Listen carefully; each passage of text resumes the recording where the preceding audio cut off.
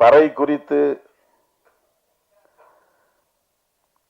நம்முடைய தமிழர் பண்பாடு எவ்வாறு இருந்தது, நாகரிகம் அடைந்தது என்ற உரையாக இது அமைந்தது. ஒவ்வொருவரும் ஆற்றிய உரைகள். பறை என்பது இன்றைக்கு ஒரு இழிவான சொல்லாக மாறி இருக்கிறது. அதனால் அந்த கருவியும் இழிவாக பார்க்கப்படுகிற சூழல் அமைந்துவிட்டது. அந்த கருவியால் ஒரு இனம் இழிவாக கருதப்படுகிறதா அல்லது ஒரு இனத்தால் ஒரு சமூகத்தால் அந்த கருவி குறைத்து மதிப்பிடப்படுகிறதா என்று நமக்கு தெரியவில்லை. ஆனால் இது ஆதி சிவன் அடித்த பறை என்று கவிஞர் சினேகன் அவர்களின் வரிகளில் அண்ணன் தேனிசை தென்றல் அவர்கள் அமைத்திருக்கிற இந்த பாடல் நம் கவனத்தை ஈர்த்தது. சங்கரபச்சான் அவர்களின் படத்திலே பறை பறை பறை என்று ஒரு பாடல் ராகவா லாரன்ஸ் அவர்கள் நடித்திருப்பார். அது தமிழகத்தில் ஒரு பெரிய தாக்கத்தை ஏற்படுத்தியது. அதன் பிறகு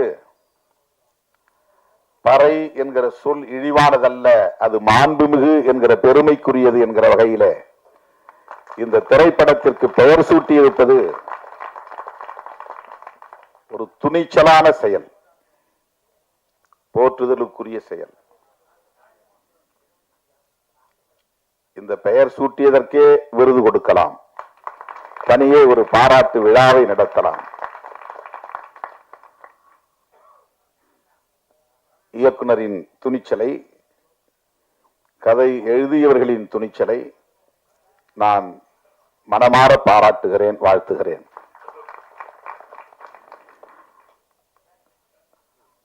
பறை என்பது ஒரு பொதுவான சொல்.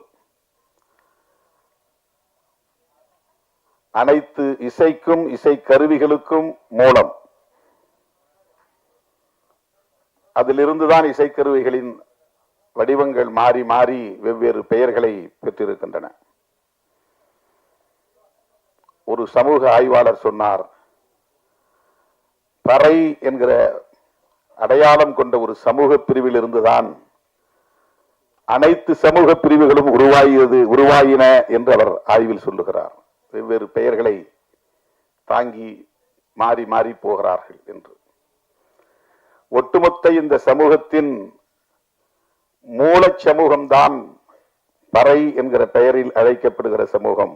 இது ஒரு சமூக ஆய்வாளரின் கருத்து. இன்னும் சொல்ல போனால் மறைந்த தமிழரசன் அவர்களின் கருத்து, தமிழ்நாடு விடுதலை படையை நிறுவிய தமிழரசன் அவர்களின் கருத்து. வெவ்வேறு பெயர்களில் வெவ்வேறு சமூகங்கள் அழைக்கப்பட்டாலும் மனித குலத்தின் பாரம்பரிய வரலாற்றில் பார்க்கிற போது ஒரு குலத்தில் இருந்துதான் எல்லா குலமும் என்கிற போது தமிழ் சமூகத்தில் அந்த மூல சமூகம் ஆதி குலம் பறையர் குலம்தான் என்று அந்த வல்லுநர்கள் பதிவு செய்கிறார்கள். பறை அடித்தவனால் பறையன் என்று பலரும் கருதுகிறார்கள். அப்படி இருக்க வாய்ப்பே இல்லை. இன்றைக்கும் நீங்கள் ஒரு கிராமத்திற்கு போனால், பறையர் குடியிருப்புக்கு போனால் 200 குடும்பங்கள் 300 குடும்பங்கள் இருக்கிறார்கள் என்றால் அந்த 300 குடும்பங்களை சார்ந்தவர்களும் பறை அடிப்பதில்லை. அவர்களுக்கு பறை பற்றி தொடர்பும் இருப்பதில்லை. அந்த கிராமத்தில் சிலர்தான், விரல் விட்டு எண்ணக்கூடிய சிலர்தான் பறை அடிக்கிற ஒரு வழக்கத்தை வைத்திருப்பார்கள். எல்லா மக்களும் விவசாயத்தை செய்யக்கூடியவர்கள் தான். அவர்களுக்கு ஏரோட்ட தெரியும், நடவு நட தெரியும், அறுப்பு அறுக்க தெரியும், தாள் அடிக்க தெரியும். விவசாய பெருங்குடி மக்கள் தான். அந்த விவசாய பெருங்குடி மக்களை ஒட்டுமொத்தமாக பறையர் என்ற பெயரில் அழைத்து இழிவுபடுத்தி இருப்பதற்கு என்ன காரணமாக இருக்க முடியும்? இது குறித்து பலர் ஆய்வு செய்திருக்கிறார்கள்.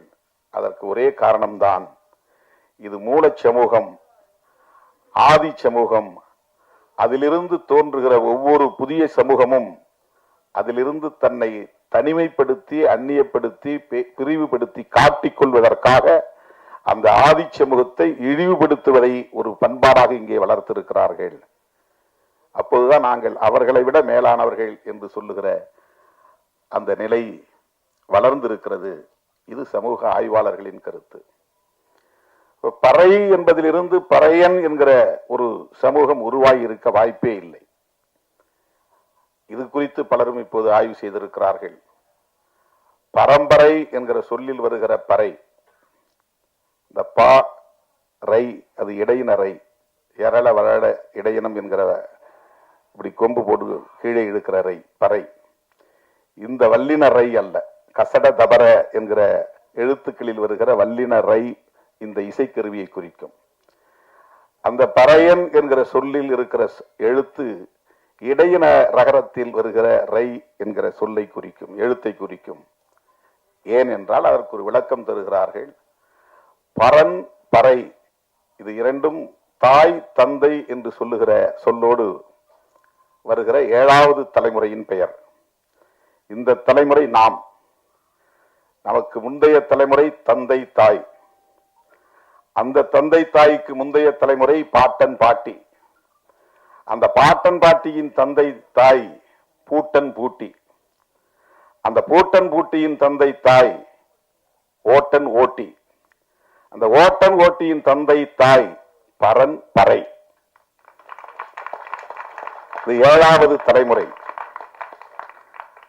ஆதி குடி, அந்த பரனுக்கும் பறைக்கும் பிறந்தவர்கள் சேயோன் சேயோல், சேயோனுக்கும் சேயோலுக்கும் பிறந்தவள் ஓட்டன் ஓட்டி, ஓட்டனுக்கும் ஓட்டிக்கும் பிறந்தவர்கள் பூட்டன் பூட்டி, பூட்டனுக்கும் பூட்டிக்கும் பிறந்தவர்கள் பாட்டன் பாட்டி, பாட்டனுக்கும் பாட்டிக்கும் பிறந்தவர்கள் தந்தை தாய்.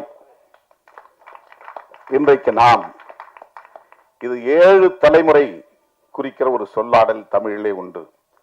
அந்த பறையை குறிக்கிற சொல்தான் பறையன் என்கிற பெயராக மாறி இருக்குவே தவிர பறை அடிப்பதனால் இவன் பறையன் என்று ஆகியிருக்க வாய்ப்பே கிடையாது.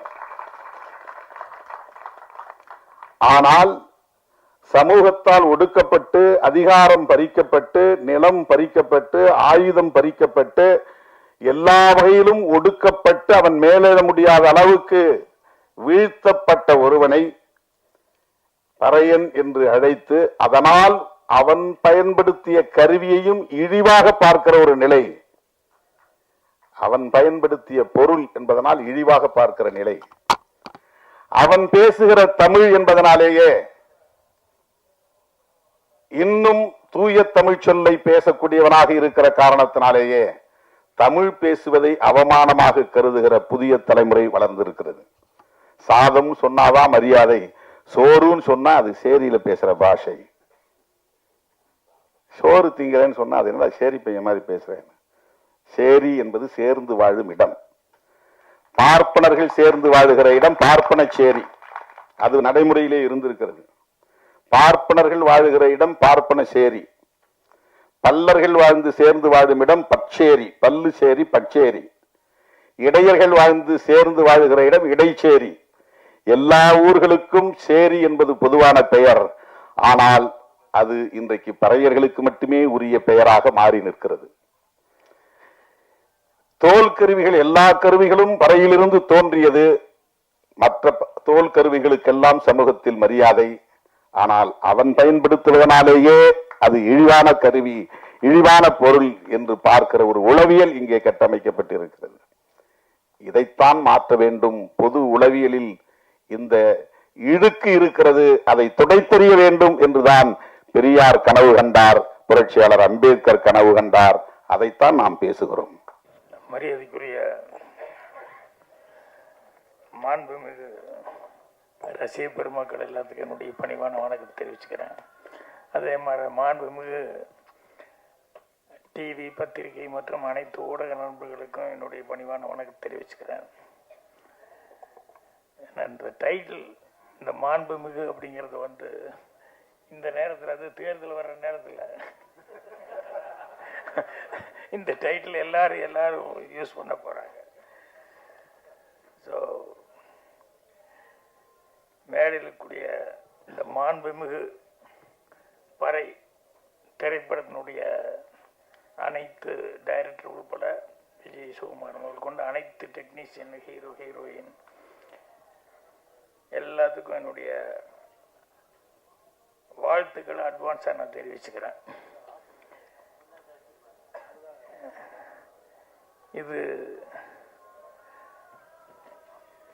இது நம்ம மட்டும் இங்கேருந்து கேட்கல. யாரோ ஒருத்தர் பேசும்போது சொன்னாங்க, பிரான்ஸில் பவானின்னு யாரோ கேட்டுக்கிட்டு இருக்காங்கன்னு. பவானி மட்டும் கேட்டுருக்க மாட்டாங்க, இன்னும் நிறைய பேர் கேட்டுக்கிட்டு இருப்பாங்க. பிரான்ஸில் இருக்கிறவங்க அவங்களுக்கும் சேர்த்து வணக்கத்தை சொல்லிடலாம். ஏன்னா அவங்களுக்கு பயங்கர சந்தோஷமாக இருக்கும். நம்ம பேசுறது, நம்ம கேட்குறதெல்லாம், நம்ம பார்க்குறதெல்லாம் அது அவ்வளோ தூரம் மெசேஜ் போயிருக்கு அப்படின்னு சொல்லிட்டு.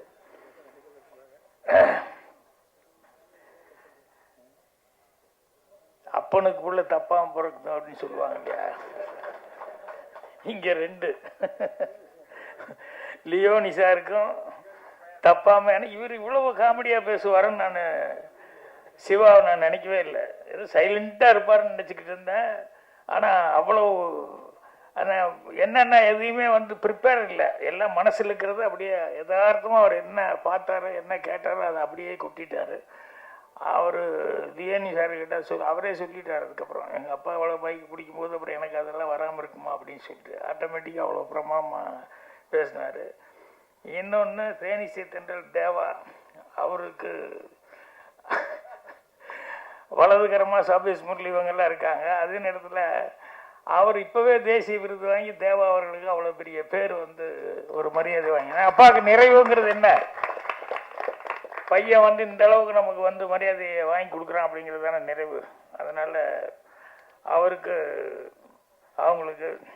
அப்புறம் இன்னொருத்தர் ரொம்ப முக்கியமானவர். நான் இப்போ தான் எல்லோரும் சொல்லிகிட்டு இருப்பாங்கள்ல அடிக்கடி, இப்போ சினிமாவில் ரொம்ப சந்திச்சிருக்கான்னு சொல்லிட்டு சிறு தயாரிப்பாளர் சங்க தலைவர் கூட சொல்லிட்டு இருந்தார். யார், தொல் திருமாவளவன் சார் ஐயா அவர்களை அடிக்கடி நானே அடிக்கடி ஃபங்க்ஷனில் பார்த்துக்கிட்டே இருக்கிறேன், நிறைய சினிமா ஃபங்க்ஷனில். ஸோ இந்த டைட்டிலுக்கு தகுந்த மாதிரி யார் வந்திருக்காங்களோ இல்லையோ அவர் வந்திருக்கிறது அப்படிங்கிறது அது ரொம்ப ஒரு கரெக்டான ஒரு இது. அவங்க 2 பேர் பேசும்போதும், தேசிய விருது வாங்கினவங்க 2 பேர் பேசும்போது அந்த இதை பற்றி சிறப்பாக அவங்க பேசினாங்க. அது முனுசாமி மனம் விட்டு நிறைய பேசினார். இன்னொருத்தர் பேசிட்டு போன எழில், அவர் பேசிட்டு போனார். அவர் பேசும்போது தான் அவர் கொஞ்சம் ஒரு சின்ன டிப்ரெஷன் மூடில் எங்களை இது கூப்பிட்டா இந்த மாதிரி சாவு கடிக்கிறதுக்காக கூப்பிடுறாங்க அப்படின்னு சொல்லிட்டு கொஞ்சம் ஒரு சின்ன ஃபீலிங்கில் சொன்னார். அது ஆக்சுவலாக அப்படி அல்ல. என்ன, எனக்கு தெரிஞ்சு இந்த பறை இசை அப்படிங்கிறது நான் சின்ன வயசில் இந்த மாரியம்மன் கோயிலில் வருஷம் திருவிழா கொண்டாடுவாங்க. அதில் அந்த 7 நாள் நோம்பி சாட்டுறது, 14 நாள் நோம்பி சாட்டுறதுன்னா அந்த கம்பம் நட்டு அதுக்கப்புறம் அந்த நெருப்பு இதெல்லாம் வச்சு இதெல்லாம் பண்ணி ஒரு 7 நாள் 14 நாள்னு சொல்லி இது பண்ணுவாங்க. அப்போ மெயினாக அந்த கம்பத்தை சுற்றி தினம் அடிக்கிறதே இந்த பறை அடிச்சுட்டு இவங்க ஆடுறது தான். நான் சின்ன வயசில் இருக்கும்போது ரொம்ப இன்ட்ரெஸ்டாக அதில் போய் ஆடுவேன். ஆடிட்டு வீட்டில் அடி வாங்குவேன். என்னன்னா இதெல்லாம் நம்ம செய்கிற வேலையாடா அப்படிங்கிற மாதிரி எல்லாம் சொல்லுவாங்க. அப்போ அந்த காலத்தில் அதெல்லாம் இது நம்மெல்லாம் செய்கிற வேலை இல்லைன்னாங்க. ஆனால் இப்போ எல்லாமே மாறிடுச்சு. ஏன்னா அதில் அது விளையாடும் போது ரொம்ப எனக்கு காமெடியாக ரசித்து அவங்க அதை பறையடிக்கும் போது ஆடிட்டு இருப்போம். அப்போ சில பேர் அவன் ஆட 1ஆம் அடி அப்படிம்பான், உடனே அவர் அடிச்சிருப்பார். 2ஆம் அடி போடு அப்படிம்பான். அப்புறம் நாங்களும் எல்லாம் அடிக்கிட்டே இருப்போம். இவன் பாட்டு 3ஆம் அடிம்பான். அவன் மாற்றி மாற்றி அடிப்பான். ஆனால் இவன் போடுற ஸ்டெப்பு ஒரே ஸ்டெப்பாக தான் இருக்கும். ஆனால் சொல்கிறது மட்டும் 1ஆம் அடி போடு, 2ஆம் அடி போடு, 3ஆம் அடி போடு அப்படின்ட்டு இருப்பான். நான் இதை ரசிச்சுக்கிட்டு இருப்பேன். இவன் என்ன தெரியும்னு சொல்லிட்டு இப்படி சொல்லிக்கிட்டு இருக்கான். அவங்க ஆனால் மாற்றி மாற்றி அவங்களும் அடிச்சுக்கிட்டு இருக்காங்க. ஆனால் இவன் போடுற ஸ்டெப்பு ஒரே ஸ்டெப்பாக போட்டுக்கிட்டு இருப்பான்.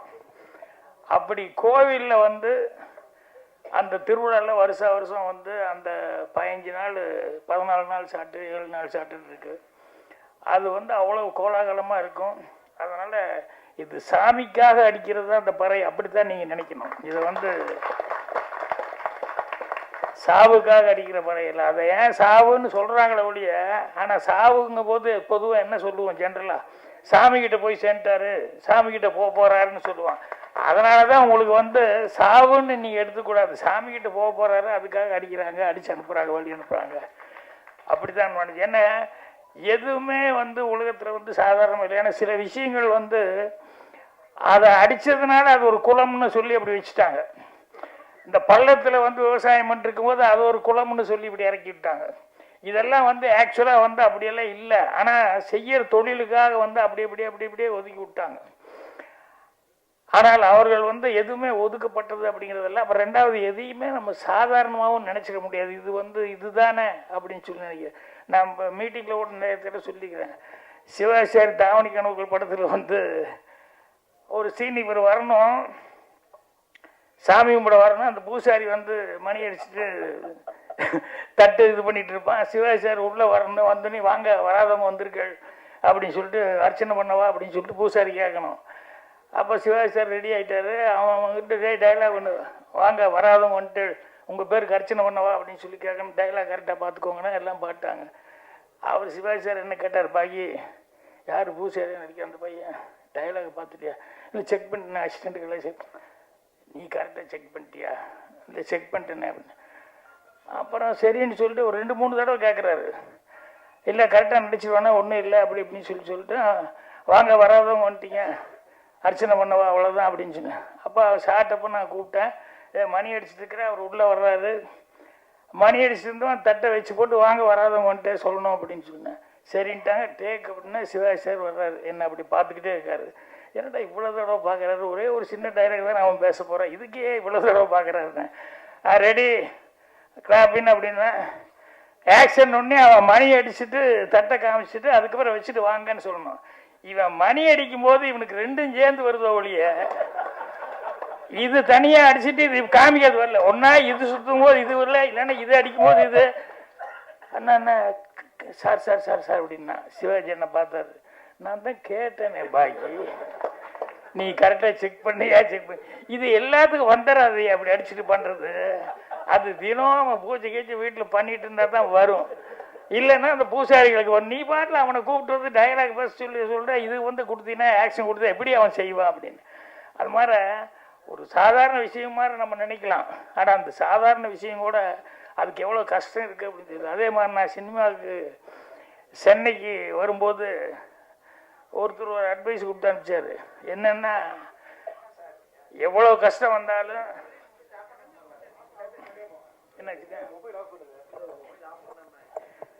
என்ன கஷ்டம் வந்தாலும், எவ்வளோ பசி பட்டினி இது வந்தாலும், என்ன வேணாலும் பண்ணு, ஆனால் தயவுசெய்து இந்த ஹோட்டலில் வந்து சர்வர் வேலைக்கு மட்டும் போயிடாத அப்படின்னா.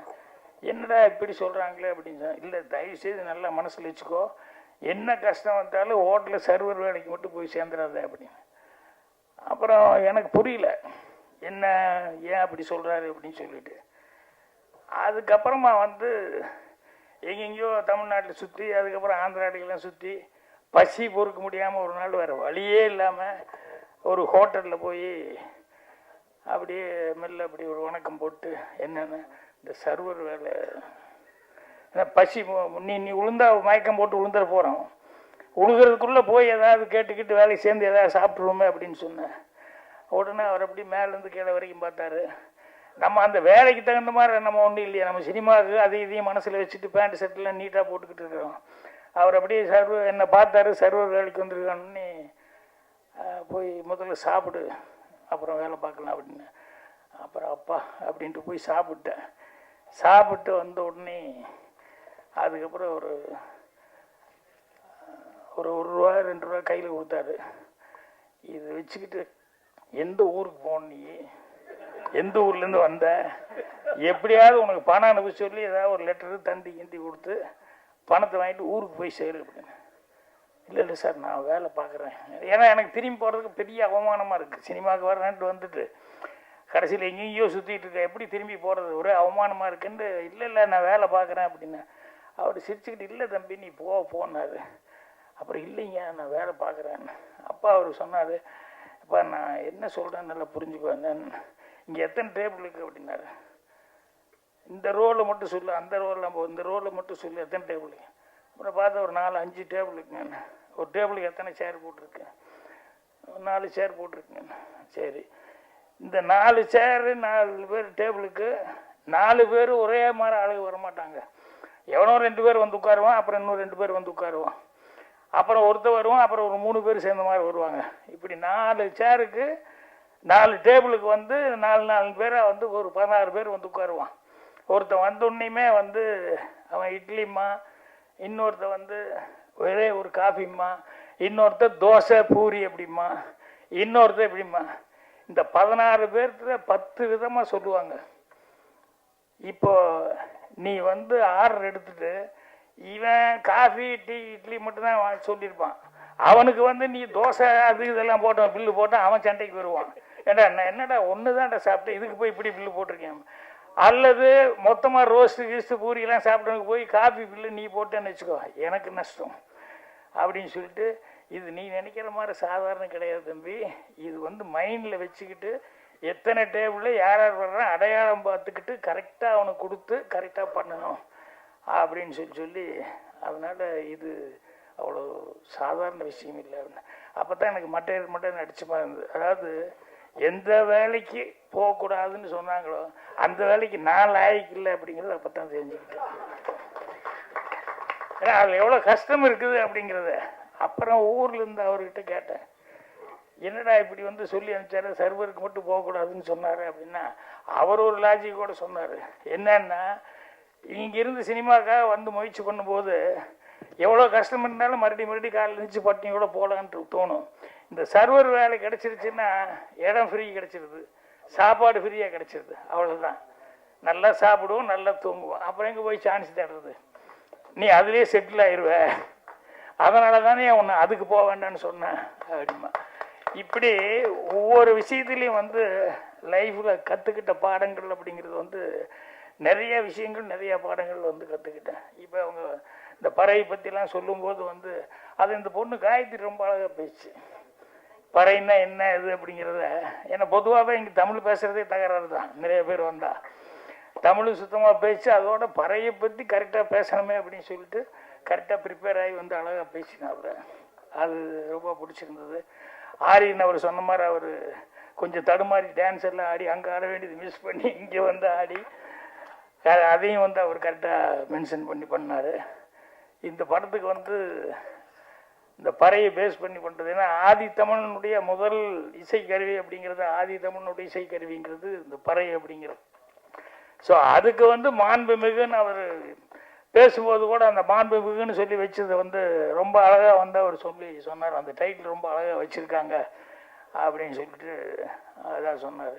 ஸோ அதனால் இந்த படத்தில் வந்து இந்த இதை வந்து ரொம்ப நான் மனசுட்டு எனக்கு பாராட்டணும்னு நினச்சது, ரொம்ப ஃபீல் பண்ணி இது பண்ணது வந்து என்னென்னா, ஃபாரினுக்கு போகும்போது எதுக்கு போகிறோம், இங்கேருந்து கை நிறைய 4 காசு சம்பாதிக்கணும் அப்படிங்கிறதுக்காக தான் இங்கேருந்து ஃபாரின் போகிறோம். ஸோ போனோம்னா அங்கேருந்து எல்லாம் ஊர் உலகெல்லாம் வெட்டு போட்டு போய் அங்கே போய் ராத்திரி பகலும் ஏதாவது 4 காசு சம்பாதிச்சா நமக்கு வேண்டப்பட்டவங்க அனுப்பிச்சோம் அப்படின்னு சொல்லி தான் நினைக்கணும்.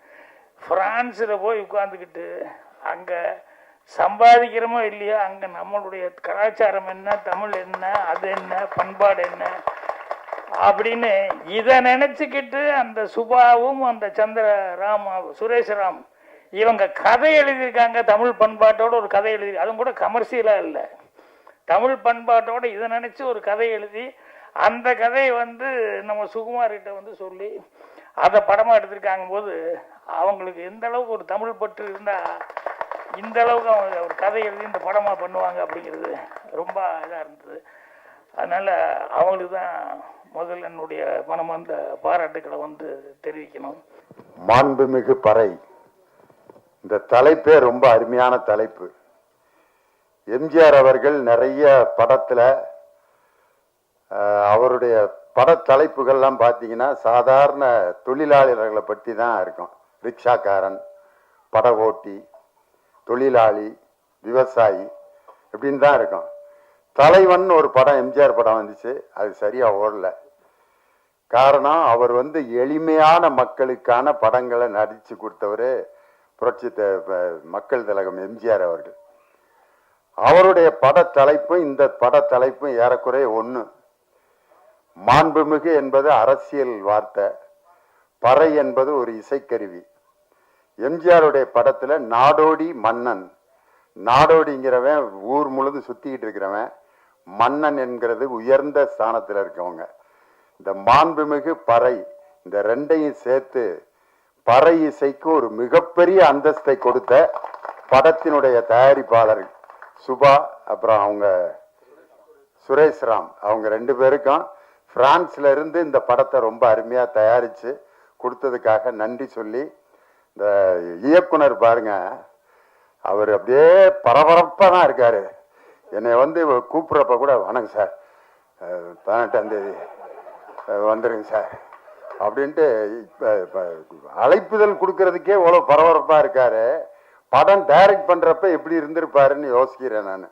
அப்படிப்பட்ட ஒரு சுறுசுறுப்பான ஒரு தம்பி விஜய் சுகுமாரன், அவருடைய இயக்கத்துல இந்த படம் வந்திருக்கிறது ரொம்ப சந்தோஷம். நம்ம மேடையில் உட்காந்துருக்க ஒவ்வொருத்தரை பத்தி தனித்தனியா பேசணும்னு ஆசை. அவர் ஜானி மாஸ்டர் இங்க வந்தோடனே சலோமியா பாட்டுக்கு ஆடி அவர் தொடங்கி வச்ச வைப்பு தான் இன்னும் அப்படியே மேடையில வைப்ரேஷன் அப்படியே இருக்கு. அதற்கு முன்னாடி நம்ம வேலு ஆசான் பாத்தீங்கன்னா, எனக்கு தெரிஞ்ச ஒரு கலைஞர் கூட்டத்தில் இருக்க அவ்வளவு பேரையும் தன் பக்கம் கவர்ந்து தனக்காக கைதட்ட வச்ச ஒரு அற்புதமான ஒரு வாத்தியார். அவர் ஒரு 5 நிமிஷத்துல எவ்வளவு பெரிய மேட்டரை பண்ணிட்டாருன்ட்டு ரொம்ப சந்தோஷப்பட்டேன். அதே மாதிரி நம்ம கணேஷ் பாபு சாரு, அவர் என்னுடைய ரசிகருங்கும் போது ரொம்ப சந்தோஷம். நம்ம அன்பு தம்பி ஸ்ரீகாந்த் தேவாவுக்கு தேசிய விருது வாங்கி கொடுத்துருக்காரு. ஸ்ரீகாந்த் தேவாவோட பாட்டெல்லாம் கேட்டாலே இந்த ஒரு மாதிரி இந்த கோமா ஸ்டேஜில் இருக்கவங்க கூட அந்த இதெல்லாம் பிச்சு போட்டு இந்த வர்றேன் அப்படிங்கிற மாதிரி இருக்கும். அந்த பம்பர கண்ணாலைங்கிற பாட்டு சந்திரபாபு ஐயா பாடினது, அதை இவர் பாணிக்கு மாற்றி எப்படி ஒரு வைப்போட கொடுத்தாரு. பம்பர கண்ணாலே காதல் சங்கதி சொன்னாலே அப்படின்னு பரபரப்பா ஆக்கி, அவர் வந்து எப்பயுமே ஒரு மெஷின் மாதிரி இயங்கிக்கிட்டு இருக்கிற ஒரு அருமையான இசையமைப்பாளர். அவர் இருக்கிற இடம் பூரா அப்படியே வைப்ரேஷனோட இருக்கும். அப்படிப்பட்ட ஒரு நல்ல இசையமைப்பாளர். அதே மாதிரி நம்ம முரளி சார், அவருடைய குரலுக்கு நாங்கள்லாம் மிகப்பெரிய ரசிகர். இப்படி மேடையில் எல்லாரும் இந்த மாதிரி ஹீரோயின் பார்த்தீங்கன்னா, நம்ம பல படங்களில் ஹீரோயின்லாம் பேசி கேட்டிருக்கோம். சீவாமந்த் அப்படியே ஃபுல் ஹேரோட தான் வருவாங்க. அந்த ஹேர் முன்னாடி வந்துக்கிட்டே இருக்கேன், அதை பின்னால் அப்பப்போ தள்ளி விட்டுக்கிட்டே இருப்பாங்க. நான் இந்த படத்தில் நடித்தது எதுக்குன்னா அந்த ஹேர் இங்கே வந்துடும், அப்புறம் அப்படியே பின்னால் தள்ளி விட்டு நான் அதை பேசாமல் இழுத்து ரப்பர் பேண்ட் போட்டு பேசாமல் இருந்திருக்கலாம். ஒவ்வொரு வாக்கியத்துக்கும் அதை ஏன் இப்படி பின்னாடி தான், அது ஒரு ஃபேஷன் ஆகிப்போச்சு. ஆனால் நம்ம காயத்ரி ரமா வந்து எவ்வளோ அழகாக ஒரு தமிழ் பொண்ணு மாதிரி ஜடை பின்னி கிளிப் வச்சு அந்த வேலையே இல்லாமல் அவங்க பேசின தமிழும் ரொம்ப அழகாக இருந்துச்சு. கிளைமேக்ஸில் ரொம்ப அருமையாக நடிச்சிருக்காங்கன்னு சொன்னாங்க. என் பையன் நடித்த படத்துக்கு நானே பேசுறது எப்படின்னா, என் மகன் என் கிளாஸில் இருக்கான், அவன் பேப்பரை நான் திருத்துறப்ப எப்படி இருந்திருக்கேன் யோசனை பண்ணி பாருங்க. அவன் என்ன எழுதினாலும் மார்க் போட்டு தான் ஆகணும். காரணம் இதே மாதிரி தான் ஒரு அப்பா தன்னுடைய மகன் பேப்பரை திருத்திக்கிட்டு இருக்காரு. தமிழ் வாத்தியார் அவர் என் பக்கத்தில் உட்காந்து திருத்திக்கிட்டு இருக்காரு. மாத்திரை என்றால் என்ன அப்படின்னு இலக்கணத்தில் ஒன்று இருக்கு. எழுத்தினுடைய அந்த டைமிங், இக் அப்படிங்கிறது அரை மாத்திரை, காங்கிறது 1 மாத்திரை, காங்கிறது 2 மாத்திரை அப்படிம்பாங்க. அதை சொல்லி எழுதணும். மாத்திரை என்றால் என்ன, எடுத்துக்காட்டுகளுடன் விளக்குக. அவன் மறந்துட்டான் படித்ததை, அவனுக்கு தெரிஞ்ச மாத்திரை எழுதியிருக்கான். மாத்திரை என்பது நோய் வந்தால் கொடுக்கப்படும் ஒரு வில்லை. இது அரசாங்க மருத்துவமனையில் இலவசமாக கிடைக்கும். மெடிக்கல் ஸ்டோரிலே காசு கொடுத்தால் தான் கொடுப்பார்கள். அரசாங்க மருத்துவமனையில் கொடுக்கப்படும் மாத்திரையில் தானா ஆனா என்று எழுதியிருக்கும். இதுதான் மாத்திரை அப்படின்னு எழுதிட்டான். ஆனா உண்மையிலே அவனுக்கு மார்க் கொடுத்து தான் ஆகணும். தமிழ் இலக்கணத்தில் மாத்திரை என்றால் என்னன்னா கேட்டிருந்தாங்க, இல்ல மாத்திரைன்னு கேட்டிருந்தா எழுதியிருந்தான். பெத்த அப்பே ரைட்டு போட்டு மார்க்க போட்டான் 5க்கு 5. இப்ப என் பையன் நடிச்ச படத்துக்கு நானே போய் பாராட்டி பேசுறது அவ்வளவு நல்லா இருக்காது. ஆனா இருந்தாலும் ஒரு பேச்சாளருங்கிற முறையில என்னை கூட்டு வந்து ரொம்ப அருமையா இந்த நிகழ்ச்சிக்கு வந்து என் முன்னாடியே பேசினாரு, ரொம்ப சந்தோஷம். இந்த ரெண்டு அப்பா அம்மா இன்னைக்கு மேடையில் ஒன்றா இருக்கான். நான், என் பையன் தேவா ஐயா, அவருடைய சன்னு, ரெண்டு தலைமுறையும் ஒரே இடத்துல சந்திச்சது ரொம்ப சந்தோஷம். நம்ம தேனிசை தென்றல் தேவா சாரு எங்கள் குடும்பத்தில் ரொம்ப ஒன்றுக்குள்ள ஒன்று. காரணம், அவரோட பாட்டை சொல்லி தான் பயங்கர பட்டிமன்றத்தில் ஹிட் ஆனான்.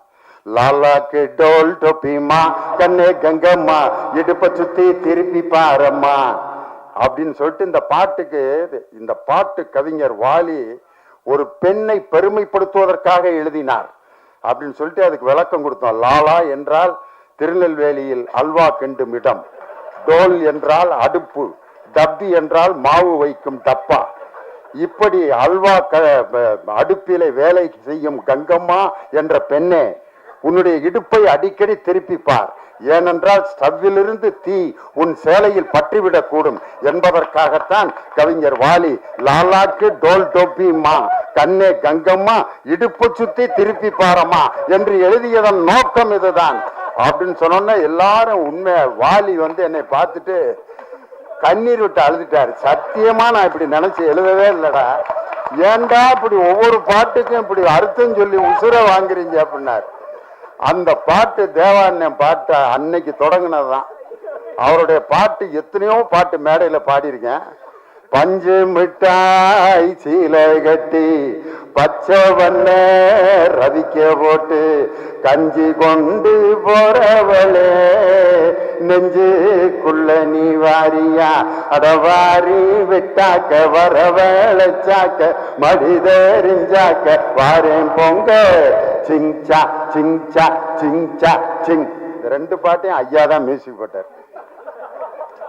ரெண்டுமே எதுல இருந்து எதை கொண்டு வந்து மேட்சிங் பண்ணியிருக்காரு பாருங்க. அவர் வந்து வெறும் கானா பாட்டு, வெறும் குத்துப்பாட்டு மட்டும் இல்ல, கர்நாடக சங்கீதத்தில் அவர் எழுதி அவர் இசையமைத்த பாடல்களுக்கு நான் மிகப்பெரிய அடிமை. ஆனந்த பைரவிங்கிற ராகத்துல ஹரிகரன் பாடியிருப்பார். கொஞ்ச நாள் பொறு தொலைவா ஒரு வஞ்சி கொடி இங்கே வருவா கண்ணீரண்டில் போர் தொடுப்ப அந்த வெண்ணிலவ தோற்கடிப்ப. ஆனந்த பைரவி ராகத்துல இவ்வளவு அழகான ஒரு பாட்டு. பாட்ஷா படத்துல அந்த பாட்டு வர்ற சீன் இருக்கு பாருங்க. ரஜினி சார் வந்து அந்த மெடிக்கல் காலேஜ் இடம் கொடுக்குறவன்ட்ட எனக்கு என்ன ஒரு பேர் இருக்கு, காதுல போய் சொல்லுவாரு பாட்ஷா அப்படின்னாரு. தங்க மகன் இன்று சிங்க நடை போட்டு அருகில் அருகில் வந்தாள் அப்படின்னு சொல்லி அந்த கம்பீர நாட்ட ராகத்துல உண்மையிலே அவர் கர்நாடக சங்கீதத்திலும் மிகப்பெரிய வல்லமை உள்ளவர்.